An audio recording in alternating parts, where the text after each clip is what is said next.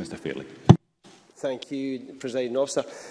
I remember when I went to school getting free school dinners, and I really didn't think anything of it, and why would you? Until someone, of course, pointed out to me that that meant I must be poor, despite the fact that my dad worked 2 jobs while a student and my mum was working as well.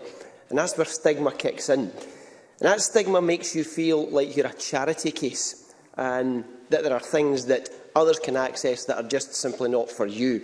And I take Bob Doris's point that talking about personal things while we're in this chamber are very well paid, but I think it's important that we do talk about them, because we need to make sure that people understand we're talking from someplace that we actually understand ourselves.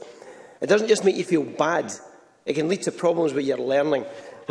Children develop an attitude of questioning what their worth is in the educational system, and it can affect, and that can affect their ambition, their attainment narrows, and their sense of options and opportunities that are open to them. That feeling of that's only for other folk becomes the automatic thought. Another very sharp memory that I've got from my school days that is relevant to today's debate is a primary 7. My headmaster came in and typed primary 7, and coming into class tell us that they were arranging a trip, a 4-day trip to York, which sounded brilliant, but it costed £40. It cost £40. I didn't even tell my parents about it. And when they found out, they were absolutely gutted that I should be so aware of family financial constraints that I had put it out of my head straight away.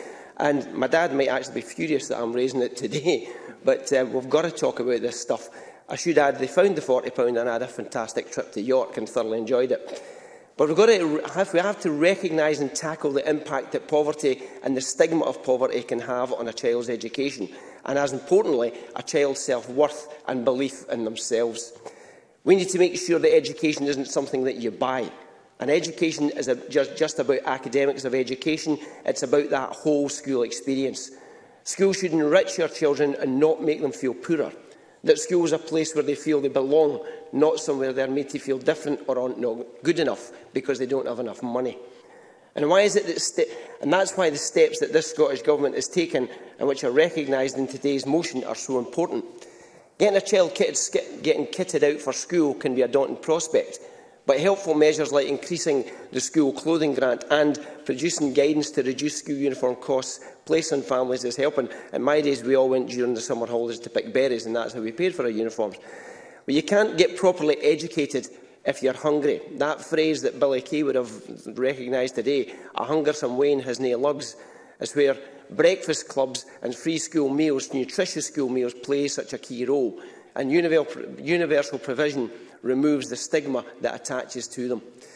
And I don't want families on fixed incomes and tight budgets to experience that sinking feeling when they open their child's school bag and find the letter about the school trip or the music lesson that they will have to find money to pay for, or a way to let their child down without making them feel bad. I don't want parents to think up an excuse to get their child out of doing cooking classes, for example, because they can't pay for the contributions to the ingredients. The Scottish Government's commitment to removing core curriculum charges, ensuring low-income families don't face those costs for curriculum-related trips, and abolishing fees for instrumental music tuition are really important in that regard. And there are other steps being taken, not mentioned in this motion, that will help ease the cost of the school day for folk as well.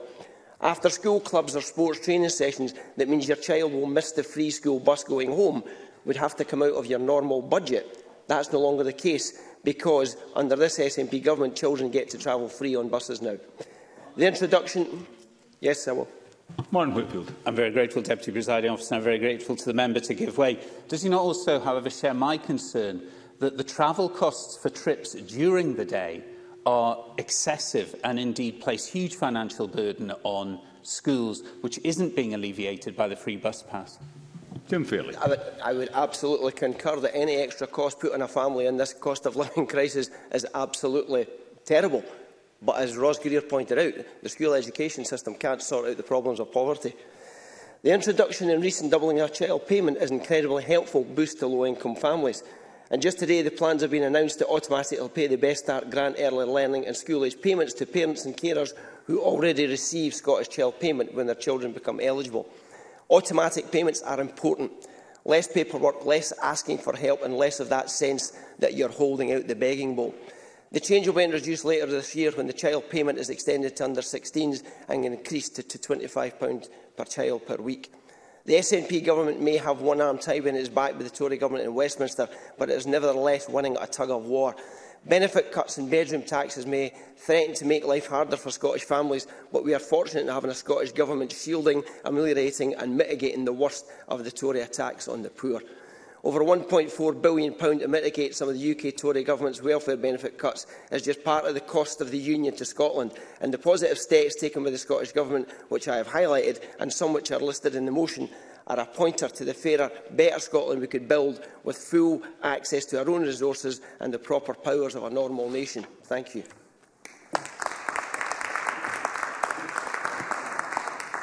Thank you very much, Mr.